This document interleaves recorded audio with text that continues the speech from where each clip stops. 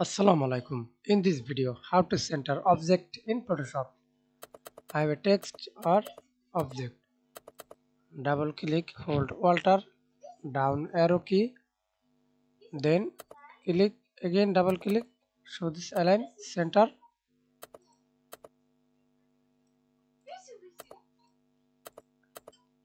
Press Ctrl T, then hold Control,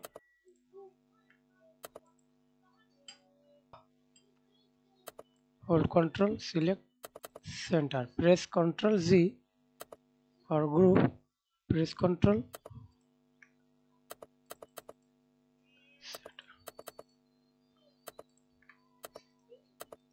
center. Okay, now we can see this center object. Thanks for watching video. Please subscribe to my channel, like, comment, share.